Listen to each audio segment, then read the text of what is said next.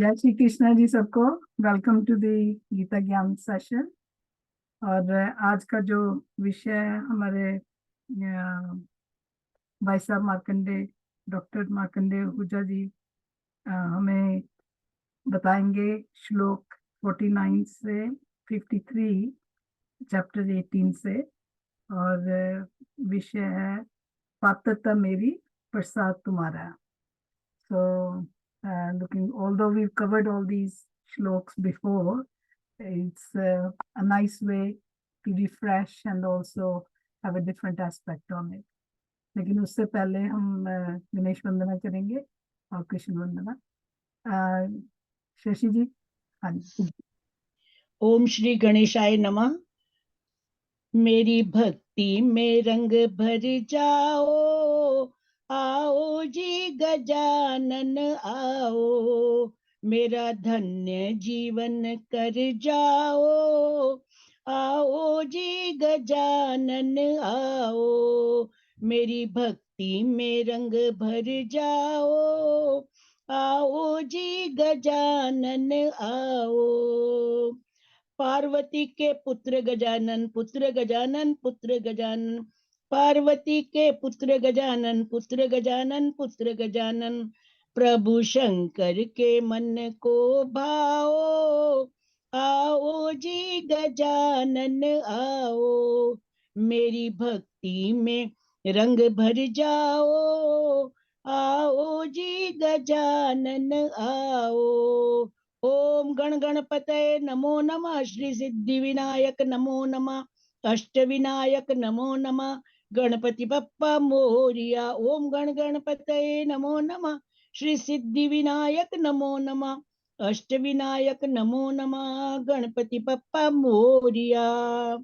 रिद्धि सिद्धि को संग ले आना, रिद्धि सिद्धि को संग ले आना, एक बार तो दर्शन दिखाओ, एक बार तो दर्श दिखाओ, आओ जी गजानन आओ, मेरी भक्ति में रंग भर जाओ, आओ जी गजानन आओ। आके मुझको शुभ मति देना, शुभ मति देना, शुभ मति देना, आके मुझको शुभ मति देना, शुभ मति देना, शुभ मति देना, प्रेम सुधा का रस पिलाओ, प्रेम सुधा का रस पिलाओ, आओ जी गजानन आओ। हो ओम गण गणपतये नमो नमः, श्री सिद्धि विनायक नमो नमः, अष्ट विनायक नमो नमः, गणपति पप्पा मोरिया, मंगल मूर्ति मोरिया। बोलो गणपति पप्पा की जय। Thank you ji. Thank you Maharaj ji ji. करेंगे ज्वाइन, बस he is about to join. He is about to join. चलो ना, दी वेट कर लिए, उस तो बाद ही यस अष्टादश सर। श्लोक की गीता पाठ करते हैं ना। नहीं आ गया आनंद आईफोन ना। ठीक है, ठीक है। वैसे शुरू कर लो नहीं, विच। वो ਜਿਹੜਾ आनंद आईफोन आया ਉਹਨਾਂ ਦਾ नहीं है। अच्छा, हाँ, बट वो ही इज आनंद की ज्वाइनिंग है। इन अ मिनट। हाँ जी, हाँ जी। ओके, तो उन्हीं शुरू कर लो, दे। तुसी कोई शुरू करो जी, शुरू। ओके। श्री कृष्ण कृपा अष्टादश श्लोक की गीता पाठ। Just keep an eye on Maharaj ji when he joins. ठीक है, ठीक है।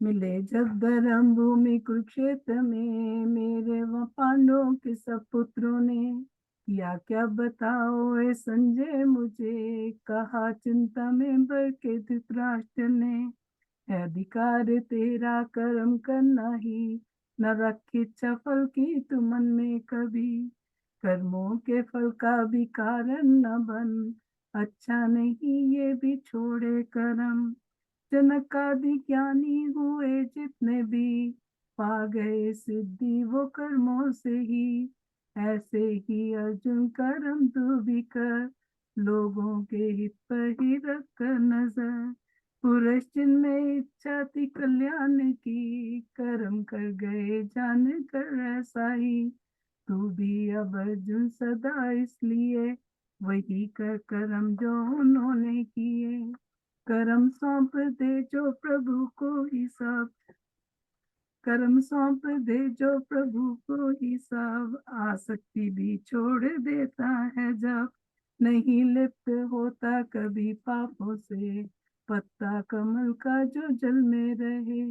किसी का भी सुख हो या दुख हो कभी, समझता जो अर्जुन उसे अपना ही। सभी को ही देखे जो अपने समान, परम श्रेष्ठ पुरुष तू उसी को तू जान। मेरे सिवा इस जगत में कहीं किंचित भी वस्तु धनंजय नहीं। परोई हो धागे में मनिया जैसे, संसार मुझ में गुथा है वैसे। जीवन के संघर्षों में हर समय न घबरा रह बस मेरी याद में। मन बुद्धि तू सौंप दे मुझको अब, संशय नहीं पाएगा मुझको तब। रखती है प्रगति इस जगत को शक्ति, मगर पीछे मेरी ही हो। मुझे ईश्वर के ही आधार से चक्कर में रहता है संसार ये। महर्षि सातों माँ उनसे पहले, मनु और जो सनकादि चारों हुए। सभी पैदा संकल्प से मेरे ही, प्रजा है सब जिनसे पैदा हुई। निकले जो सूरज हजार एक साथ, जितना भी उन सब का हो प्रकाश। मगर उसकी तुलना में शायद ही हो, परमात्मा का है प्रकाश जो। वश करके अपनी सभी इंद्रियां, सब में ही बुद्धि बराबर बना। लगे रहते हित में सभी जीवों के, पा लेते अर्जुन है वह भी मुझे। प्राणी है जितने भी चर और अचर, समाया सभी के है भीतर बाहर। अति सूक्ष्म जाना जाए नहीं, नजदीक भी दूर भी है वही। जो है सात्विक कर्मों में ही लगा, फल उसका होता है निर्मल सदा। रजोगुण के कर्मों का फल दुख हो, कहा फल तमोगुण का ज्ञान को। जीवात्मा छोड़े इससे को जब, नए तन में प्रवेश करता है तब। शुभाशुभ कर्म साथ ले जाए वो, वायु जो ले जाती है गंध को। करे जीव को मुक्त गुंदेरी, बंधन में ले जाते हैं आसुरी। मिली है तुझे संपदा देवी ये, अर्जुन न कर शोक तू इसलिए। सदा रहता और श्रेष्ठ है सबसे जो, सत कहते परमात्मा ऐसे को। उत्तम कर्म भी है जितने यहाँ, सशब्द प्रयोग होता वहाँ। जहाँ कृष्ण योगेश्वर का है वास, अर्जुन धनुधारी भी रहते पास। सम्मति सुख शांति नीति सभी, विजय और विभूति भी होती वही। जय श्री जय कृष्ण। श्री कृष्ण। महाराज जय श्री कृष्ण जय महाराज। श्री कृष्ण जी, जय श्री महाराज कृष्ण, जय श्री कृष्ण। जय श्री जय श्री कृष्ण कृष्ण महाराज। जी। हाँ जय जी, श्री जय श्री सबको कृष्ण जय, कृष्णा महाराज महाराज जी। जी। जय श्री सबको जय श्री कृष्ण। कृष्ण जी, सबको जय श्री कृष्ण। प्रणाम महाराज जी। जय श्री कृष्ण। जी जी। महाराज जी आज 18वें अध्याय के 48, 49, 50, 51, 52, 53 ऐसे श्लोक है महाराज जी। अच्छा, और उसका विषय मैं रखा था पात्रता मेरी, प्रसाद तुम्हारा। बहुत सुंदर। जी महाराज। हाँ, ये 48, 49, 50 में तो प्रारंभ में थोड़ा कर्मों की बात कही कि कर्म के साथ ऐसे ही दोष रहते हैं जैसे अग्नि के साथ थोड़ा धुआं भी रहता है। और 49वें 50वें में ये बात कही कि सिद्धि, कर्मों में सिद्धि सफलता कैसे मिलती है। और फिर 51, 52, 53 के जो श्लोक हैं वो सिद्धि अर्थात जीवन का लक्ष्य की प्राप्ति, ब्रह्म प्राप्ति, परमात्मा प्राप्ति या पात्रता की स्थिति, और पात्रता मेरी और प्रसाद तुम्हारा। तो पात्रता के वो श्लोक हैं।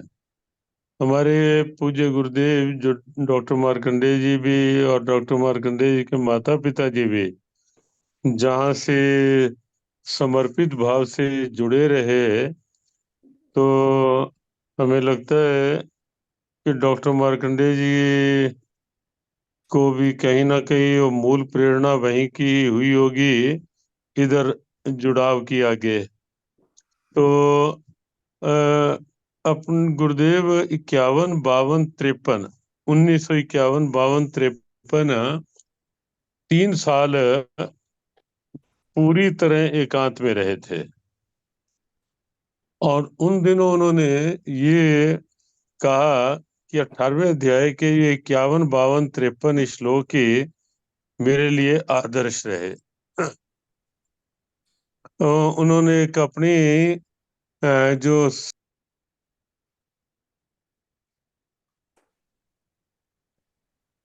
उसमें उन्होंने ऐसी लाइनें लिखी, सन थे 51, 52, 53, वन में ही था लुक्कड़ छिपन।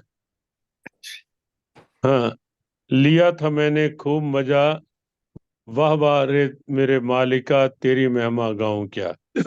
ये उनकी एक लंबी कविता है, उसका शीर्षक यही है, वाह वाह रे मेरे मालिका तेरी महिमा गाऊं क्या। तो उसका एक पैरा ये है, सन थे क्या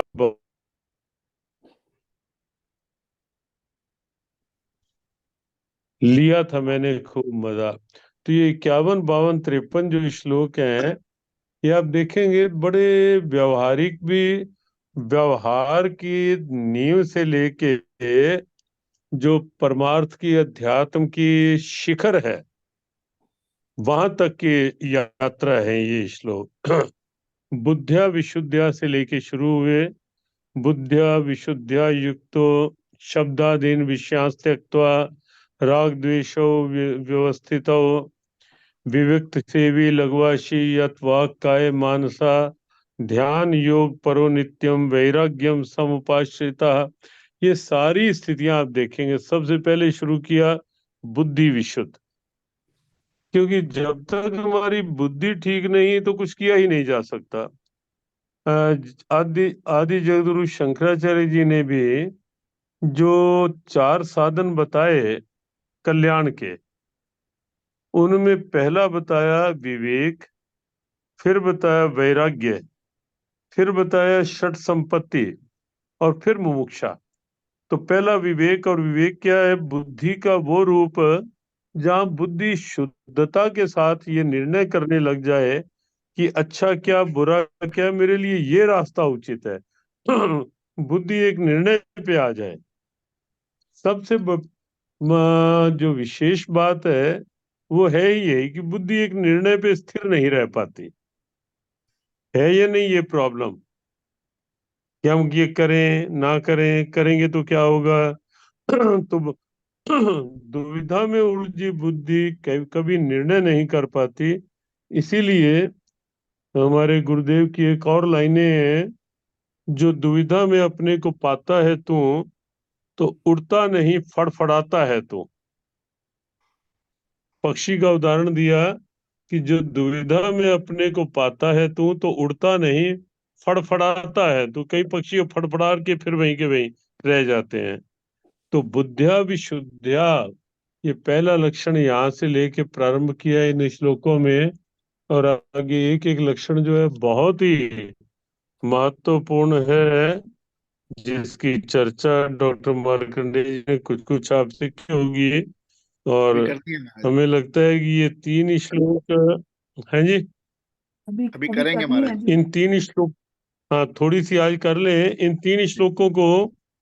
एक बार अगले नेक्स्ट वीक फिर इन 3 श्लोकों के भी हमें रहना चाहिए। एक एक लक्षण बहुत ही महत्वपूर्ण है। तो आज थोड़ा हमें भी, क्योंकि अभी आज ही वृंदावन आए हैं और सुबह थोड़ा अर्ली हमें परिक्रमा में निकलना है, इसलिए महाराज जी वो अभी कह रहे थे हरिद्वार है, इतना आप ही। सुबह स्नान है हाँ जी, कुरुक्षेत्र, मेरी क्या बात हुई जी? थी, कहते हैं आप हरिद्वार है और स्नान है कल सुबह। हाँ नहीं, कल सुबह का स्नान नहीं, परसों मौनी अमावस का स्नान है। कि परसों है तो वो। कल हम दोपहर बाद 3। अच्छा। हाँ जी हाँ जी। तो आज हम वृंदावन में सुबह परिक्रमा करेंगे, और फिर हम कल दोपहर जाएंगे।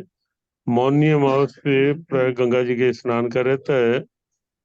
तो परसों मौनी अमावस है, तो उसकी आप सबके लिए शुभकामना। और नेक्स्ट फिर मिलते हैं। जय श्री कृष्ण ठीक है महाराज जी। डॉक्टर मार्कंडे आगे थे। जय श्री कृष्ण जी, सबको जय श्री कृष्ण, सबको जय श्री कृष्ण जी। हाँ जी, तो आपने अच्छा वेल्स वाले भी जुड़े हुए? हाँ जी, हाँ जी, सबको जय श्री कृष्ण। हाँ जी, मैंने कहा आपने नेक्स्ट वीक का भी हमारा हल कर दिया कि नेक्स्ट वीक का हाँ जी, हाँ नेक्स्ट वीक की भी हो गई, यही इसी को लेंगे अगले सप्ताह। और जी जी, थैंक यू महाराज जी। जय श्री कृष्ण जी, सबको जय श्री कृष्ण। जय श्री कृष्ण। जय श्री कृष्ण महाराज जी। जय श्री कृष्ण राज जी, जय जय श्री श्री कृष्ण। महाराज जी, रीता जी चले गए, मैं क्या बता दूं। चलो, हाँ जी, मार्कंडे भाई साहब, ऑल योर्स। अभी कुछ और नहीं था? नहीं जी, आपके लिए कृष्ण वंदना भी हो गई, आपके लिए गणेश सर वंदना भी हो गई, मैदान महाराज जी खाली का है। आशीर्वाद भी मिल गया। अब हमें म्यूट कर दो। हाँ जी, मैदान तो पन्ना जी ने मारा हुआ है आज सारा। हाँ बिल्कुल बिल्कुल, इसलिए मैं बैठा हूँ आपके लिए। महाराज जी ने बहुत अच्छा श्लोक्स के बारे में हमें बताया, और महाराज जी को टॉपिक पसंद आया। ये हमारे लिए भी सौभाग्य की बात है कि पात्रता मेरी प्रसाद तुम्हारा। मैं क्लियर कर दूं कि प्रसाद तुम्हारा मीन्स मेरा नहीं है, पात्रता हमारी सबकी, और प्रसाद उस प्रभु का है। अक्सर गुरु नानक देव जी भी और रामकृष्ण परमहंस जी भी अपने पास एक लोटा रखते थे, और उस लोटे को रोज मांजते, बिना प्रयोग किए रोज मांजते। लोग कहते हैं कि भाई लोटा रखा है, रोज मांजते हो। तो वो कहते हैं कि ये लोटा नहीं, ये मेरा पात्र है। मैं इसको रोज मांजने का प्रयास इसलिए करता हूं, जैसे हम अपनी मन की शुद्धि के लिए प्रयास करते हैं, चाहे सुमरन करें, चाहे कुछ भी करें हम, तो ये काम हमारा निरंतर चलता रहना चाहिए। यानी लोटे को मांजने का काम जो है, ये हमारा निरंतर चलता रहना चाहिए, तभी हम एक अच्छे पात्र बन सकते हैं। और बिना मांजे तो आप जानते हैं कि चाहे प्रयोग करें ना करें, बर्तन पर मिट्टी आ ही जाती है। इसी तरह से यदि हम अपने मन की शुद्धि के प्रयत्न नहीं करें, तो निश्चित रूप से, जैसा महाराज जी ने कहा कि अग्नि के ऊपर धुआं आ ही जाता है, हमारे कर्मों पर दोष आ ही जाते हैं, ऐसा हो ही जाता है।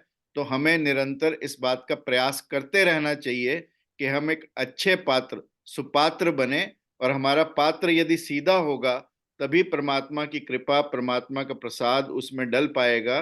और यदि हमारा पात्र औंधा होगा, तो उसमें प्रभु कृपा होनी भी चाहे तो नहीं हो पाएगी, उसमें हम उसको समेट नहीं पाएंगे। शबरी, हमने पीछे चर्चा की थी, शबरी एक अच्छी पात्र थी, परंतु अपने आप को पात्र बनाने के लिए वो 4 काम रोज करती थी। गुरु ने कहा कि प्रभु राम आएंगे, इस इंतजार में बैठी, परंतु इंतजार में केवल बैठी ही नहीं, रोज सुबह उठकर अपनी झोपड़ी के बाहर झाड़ू लगाती, पहला काम। फूल इकट्ठे करती, दूसरा काम, फूल उस रास्ते पर बिछाती। तीसरा, पूजा की थाली सजाती। और चौथा, वन से कंदमूल लेकर आती कि जब प्रभु आ जाएं तो शायद घर में कुछ हो या ना हो, तो वो रोज कंदमूल लाती। यानी ये 4 काम रोज करती, अपने आप को ये पात्र रोज बनाती, तब जाकर भगवान राम के उसको दर्शन हुए। यानी अपने आप को पात्र बनाना। और अक्सर महात्मा बुद्ध तो ये कहा करते हैं, जब कोई उनसे पूछता कि परमात्मा है या नहीं, तो वो ये कहते थे कि ये तो पूछो ही मत, परमात्मा का तो प्रश्न करो ही मत, तुम ये बताओ कि तुम योग्य हो कि नहीं। और यदि तुम योग्य हो, तो परमात्मा तो हमारे सब तरफ है ही, परमात्मा कहीं खोया नहीं है, परमात्मा हमेशा था, हमेशा है, हमेशा रहेगा। केवल और केवल हमें अपने पात्र को सुपात्र बनाना है, अपने पात्र को सीधा रखना है, ताकि प्रभु की कृपा हम पर बरस सके। और कहते हैं कि दार्शनिक आदमी परमात्मा को खोजता है, और धार्मिक आदमी स्वयं को पात्र बनाता है। ऐसा कहा जाता है कि दार्शनिक परमात्मा की खोज में अपने आप को लीन कर देता है, और जो धार्मिक व्यक्ति है वो अपने पात्र को मांझने पर लग जाता है, अपने आप को सुपात्र बनाने में लग जाता है। और जैसा महाराज जी ने कहा कि सहज कर्म, पहला जो 48वां श्लोक था, जिसका वैसे तो चर्चा हमें पिछली बार करनी थी, परंतु सहज कर्म कहते हैं कौनते है सहज कर्म यदि हैं तो वह सदोषपि न त्यजेत, यदि उनमें कोई दोष भी हो तो हमें उन्हें त्यागना नहीं चाहिए। और जब भी हम कोई कर्म करते हैं सहज, चाहे हम सांस भी लें, तो you will notice that we kill thousands of microorganisms। हम खुद का भोजन करते हैं तो निश्चित रूप से किसी का भोजन छीनते भी हैं। हम अपना कोई भी कर्म करें, चाहे वो कृषि का कर्म करें, यदि हम धरती को जोतते हैं तो then also we kill thousands of microorganisms। Similarly हम कोई व्यापार भी करते हैं तो किसी से लेते हैं, किसी से देते हैं, बट ऑफ कोर्स जाने अनजाने हम अपनी गलतियां करते रहते हैं। तो परंतु भगवान यहाँ पर एक बहुत महत्वपूर्ण संदेश देते हैं कि सहज कर्म, यानी जो हमारी प्रकृति से उत्पन्न कर्म है, यदि हम उनको दोष होने के बावजूद भी करते हैं, जैसा भगवान कृष्ण ने पहले भी कहा कि स्वधर्म में काम करते हुए, स्वधर्म मीन्स ऐसा कोई धर्म नहीं कि हिंदू का धर्म या मुसलमान का धर्म, उनका कहने का मतलब है स्वधर्म से कि हमारी प्रकृति, हमारे स्वभाव के अनुकूल जो कर्म हैं, यदि हम उनको करते हैं, परंतु उनमें भी यदि कोई दोष हो तो हमें उनको त्यागना नहीं चाहिए, हमें उनको करते रहना चाहिए। और यदि हम अपने प्रकृति जनित कर्म, अपने स्वभाव के अनुरूप कर्म करते हैं तो सफलता भी हमें मिलती है और हमारा जीवन सार्थक भी होता है। मार्क एल्बियन हार्वर्ड यूनिवर्सिटी के प्रोफेसर थे। उन्होंने एक रिसर्च किया on 1500 graduates, those who were passing out, and उन्होंने दो ऑप्शंस दी, एक ग्रुप ए और एक group B. Group A will include those individuals जो अपनी प्रकृति के अनुसार पहले कार्य करना चाहते हैं और फिर उसके बाद जो धन आए ठीक है, ना आए तो भी ठीक है। And the second group of individuals जो पहले धन इकट्ठा करना चाहते हैं, पहले अपना बिजनेस चलाना चाहते हैं या पहले अपना प्रोफेशन करना जो भी वो चाहते हैं, और उसके बाद जो अपनी नेचुरल टेंडेंसीज है उनको कंप्लीट करना चाहते हैं। यानी suppose spirituality is my inborn, मेरा स्वभाव है सपोज, तो मैं पहले अपना काम स्पिरिचुअलिटी का कर लूं और फिर बाकी काम करूं, ये कह मतलब this is how he made the groups, the first group and the second group. अब 20 years down the line he notices, उन्होंने पूरा स्टडी किया उन बच्चों को, जो 1500 ग्रेजुएट्स हुए थे उनको पूरा स्टडी किया फॉर 20 years। ए ग्रुप जिन्होंने पहले पैसे को प्राथमिकता दी और फिर अपने दूसरे कामों को जो उनके नेचुरल, उनके पैशंस थे, उनको पीछे रखा। और दूसरा ग्रुप जो पहले पैशन को रखा और बाद में पैसे को रखा, वो दूसरा ग्रुप था। एंड ही नोटिस्ड कि 20 साल के बाद उनमें से 101 लोग अरबपति बने, परंतु उन 101 में से केवल एक ऐसा था जो ग्रुप ए का था, और जो 100 थे वो ग्रुप बी के थे, यानी जिन्होंने पहले पैशन को रखा और बाद में पैसे को रखा। सो ये इंपॉर्टेंस है सहज कर्म की, which we can now corporate with the modern researches also, कि जो भगवान कृष्ण ने कहा कि सहज कर्म कौनते है, सा दोषोपि न त्यजेत, यानी दोष के साथ भी यदि वो हमारा कर्म हो तो हमें उसे त्यागना नहीं चाहिए, क्योंकि सर्व आरंभा ही दोषेण धूम्रेन अग्नि आवृता, कि सारे कर्मों के साथ कुछ ना कुछ दोष रहता है। जैसे अग्नि आवृत, धुआं आवृत करता है अग्नि को, ऐसे ही हमारे कर्मों के साथ कोई ना कोई दोष रहता है। So we need to do whatever is our nature, जो हमारे अनुकूल है। और इसीलिए भगवान कृष्ण अर्जुन को ये कहना चाहते हैं कि तेरा स्वभाव है युद्ध करना, और यदि तू युद्ध छोड़कर कोई भी कार्य करेगा तो तू शांति से नहीं बैठ पाएगा। So therefore the message to all of us is what the message was in the Three Idiots. The film Three Idiots had the same message, that we must work according to our nature, we must do those works for which we have the passion, and therefore the message which we can also derive is that work and entertainment are not two different things. The work and passion are also not two different things. If we can make our work as passion and if we can make our work as entertainment, then definitely जो भगवान कृष्ण की लीला है वो घटित होगी, फिर हमारा जीवन ही लीला बन जाएगा। ऐसा भगवान इस श्लोक के माध्यम से हमें बताना चाहते। और ज्यादातर लोग अक्सर जो काम और एंटरटेनमेंट को, मनोरंजन को अलग करने का प्रयास करते हैं, उनके लिए भी ये मैसेज है कि if you make your work as an entertainment, if whatever is our work we make it as a passion, then definitely we can do things differently. And it is such an important message encapsulated in this shlok, which I have also written an article on this. मैं जब print होगा तो आप सब लोगों को भेजूंगा। आज ही लिखा, जब ये मैं पढ़ रहा था, I found it to be very very impressive, and मेरे को लगा कि ये बहुत ही अच्छा श्लोक है सहज कर्म का, अपने स्वभाव के अनुकूल कर्म करने का, जो हम सब के लिए बहुत महत्वपूर्ण है।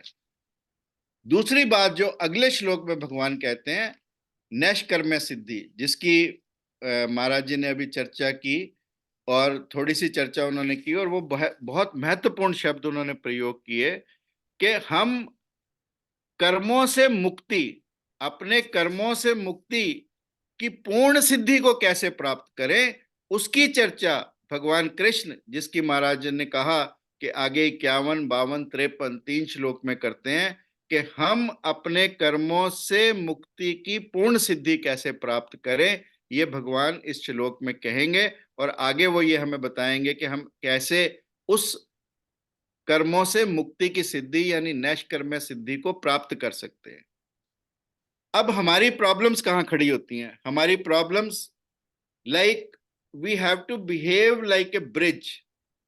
मनुष्य वैसे तो है ही ब्रिज, दानव और देव के बीच का ब्रिज मनुष्य है।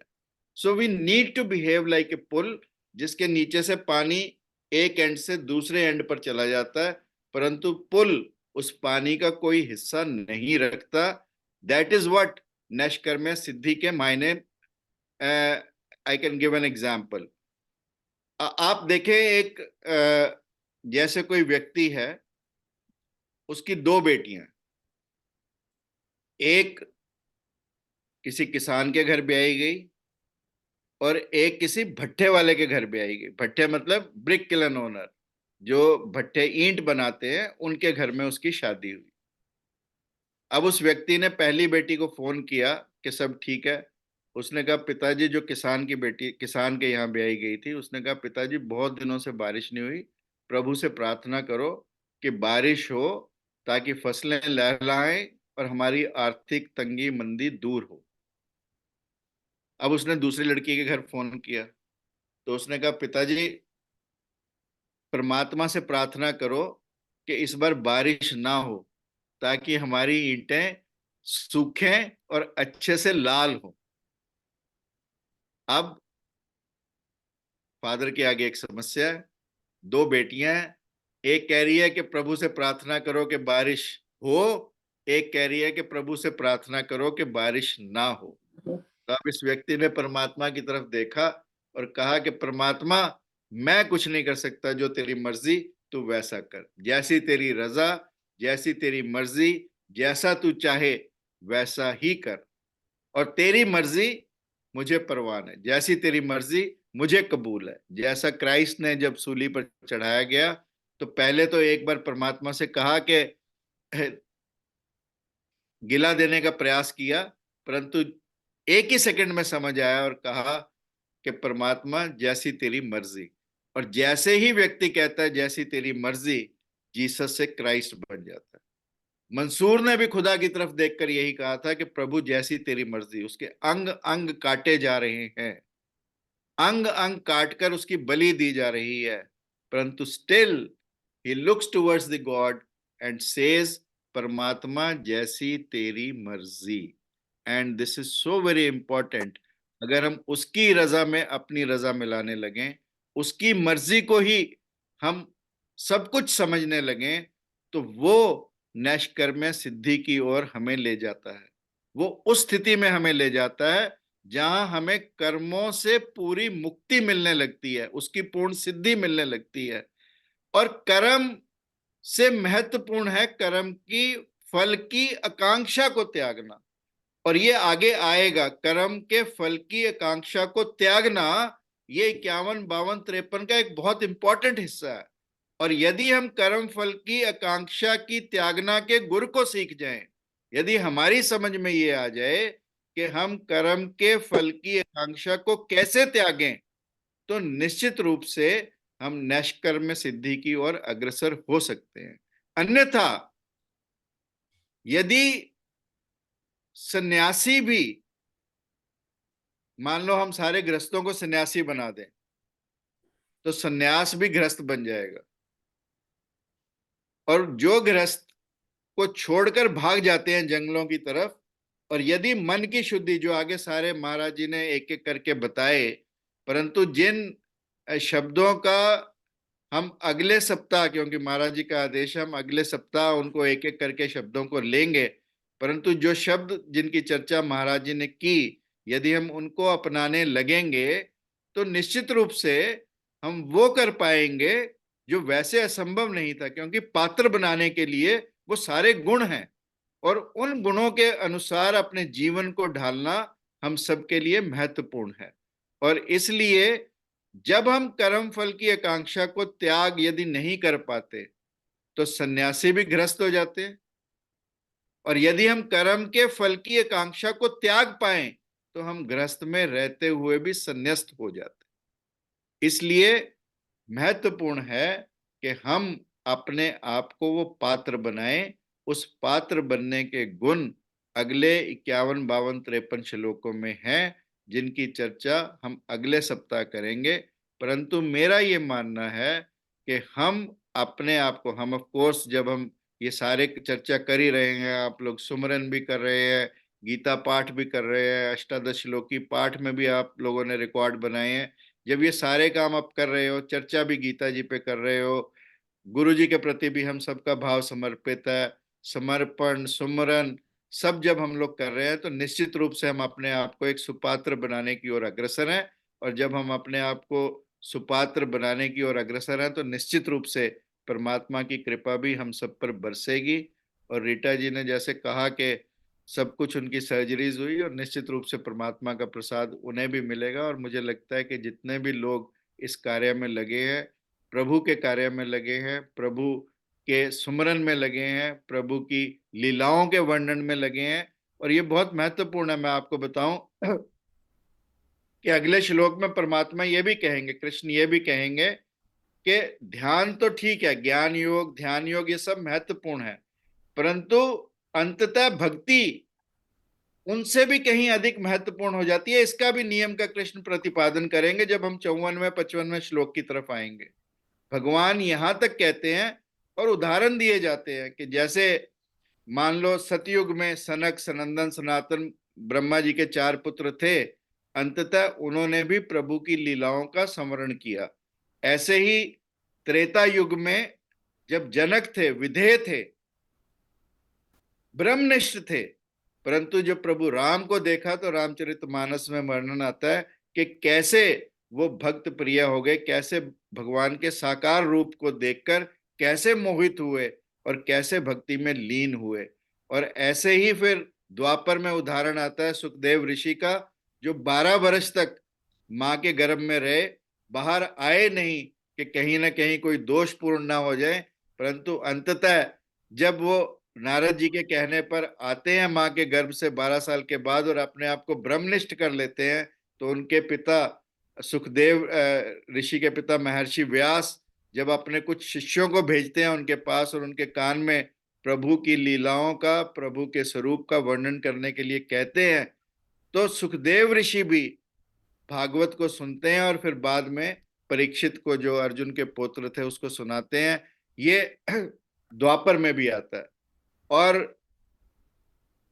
हर युग में ऐसा होता रहा। और कलयुग में तो शंकराचार्य हमारे लिए सबसे बड़ा उदाहरण है। हालांकि शंकराचार्य के सारे भाष्य ज्ञान योग के हैं, परंतु शंकराचार्य की भी अंत में टीकाएं, अंत में काफी सारी ऐसी रचनाएं हैं जिनमें उन्होंने प्रभु की लीलाओं का वर्णन किया, और उन्होंने अंत में ये लिखा भी कि हालांकि बुद्ध धर्म के प्रचलन होने की वजह से मुझे ज्ञान योग को प्रतिपादित करना है, परंतु मुझे भी रस भगवत दर्शन में, भगवान की लीलाओं के संवर्धन में और उनके वर्णन में आता है, ऐसा शंकराचार्य ने भी लिखा। और भगवान कृष्ण भी इसी नियम का प्रतिपादन आगे करेंगे, जिसमें वो बताएंगे हमें कि कैसे ज्ञान योग के द्वारा, भक्ति योग के द्वारा, और ज्ञान योगी भी अंततः भक्ति योग के द्वारा प्रभु को पाते हैं। ये सब बातें आगे इस 18वें अध्याय में आएंगी, जिनकी चर्चा हम करते रहेंगे। आज केवल इतना ही। और हमें महाराज जी का आज प्रसाद मिला, क्योंकि शायद हम सब सुपात्र थे, तुरंत मिला, और डेफिनेटली और उसी समय मिला जब आप 18वां अध्याय पूरा का जो श्लोक है आखिरी वो संपन्न कर रहे थे। जी जी नहीं तो यत्र योगेश्वर कृष्ण यत्र पार्थ धनुर्धरा तत्र श्री विजय भूति ध्रुव नीति मतिर्मम। थैंक यू जी, आज महाराज जी का भी मिला आपकी बदौलत।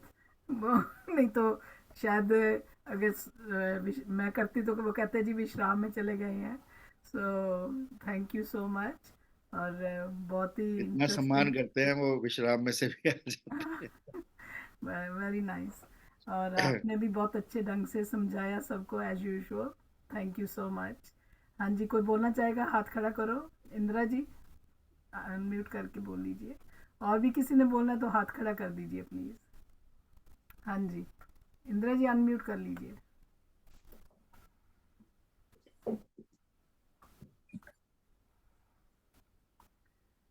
अभी आपका अनम्यूट नहीं हो रहा है।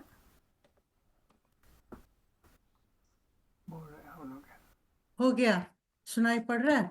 जी जी हाँ डॉक्टर साहब, आपने बहुत ही अच्छे, एक तो महाराज जी ने इतना आसान कर दिया समझना, और हमने पहले पढ़ा हुआ सिर्फ शब्दार्थ किए हैं, पर आपने जो उदाहरण दिए वो बहुत ही ज्यादा अच्छे। एक बात मैं सिर्फ आपसे क्लैरिटी करना चाहती हूँ, बात करना चाहती हूँ, जो स्वधर्म की बात है। जैसे कि हमें पता है हिंदू हिंदू सिख ईसाई ये सब ये धर्म नहीं है, ये समुदाय है। स्वधर्म हमारा जो स्वधर्म भी है नहीं है, जिसमें ये हमारी स्वधर्म भी एक्सपर्टीज नहीं है। है। यस। परंतु मैं आजकल ना विकास दिव्य कीर्ति को मैंने बड़ा सुना है, वो बोलते हैं विकास कि दिव्य कीर्ति, विकास हाँ जी, दिव्य। हाँ हाँ हाँ, जी।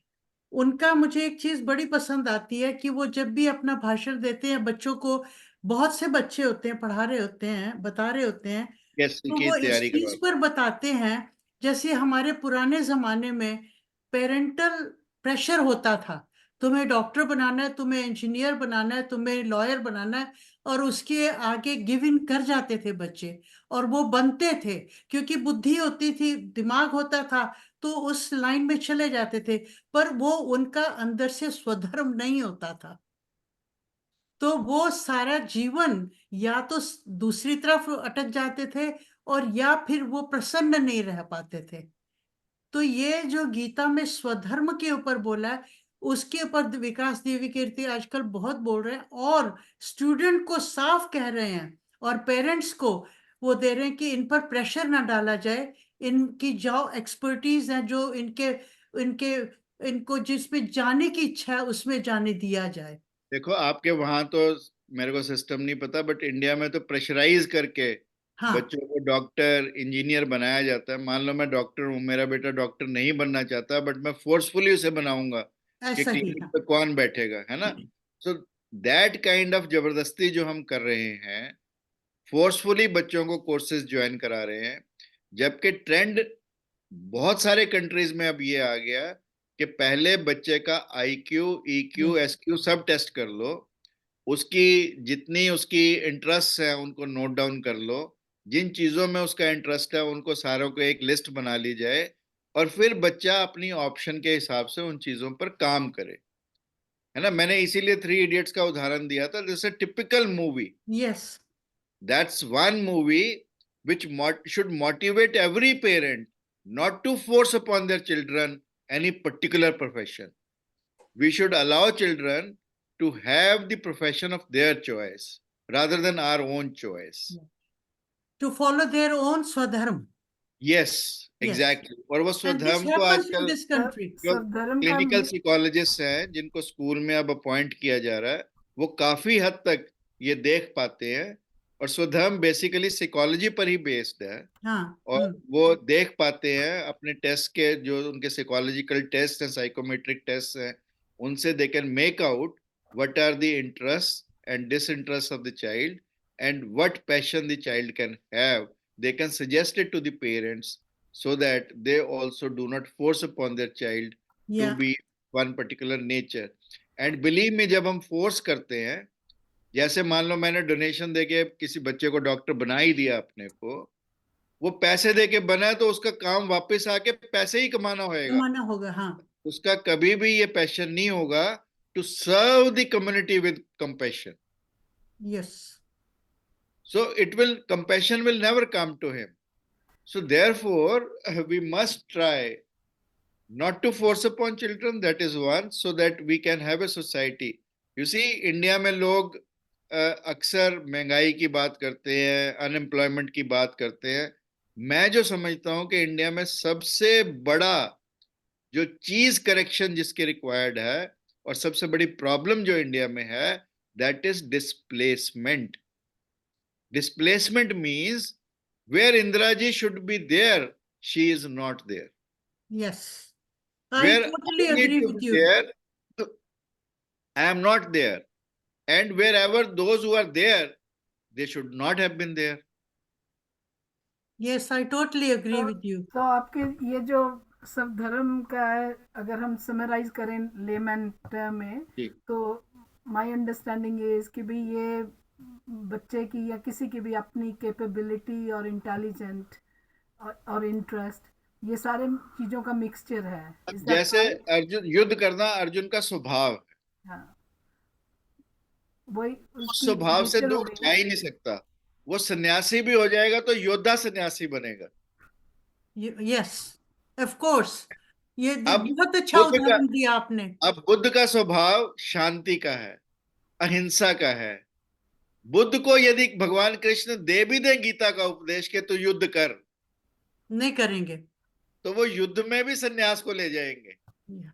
वो युद्ध में भी अपने आप को डिफरेंटली वहां पर प्रोजेक्ट करेंगे। So therefore we need to understand this कि भगवान कृष्ण जोर भी अर्जुन पर इसीलिए दे रहे हैं उसके स्वभाव का, क्योंकि he knows the basic nature. शुरू से उसके साथ रहे हैं, उसके सखा हैं, उसके मित्र हैं, उसके रिश्तेदार हैं।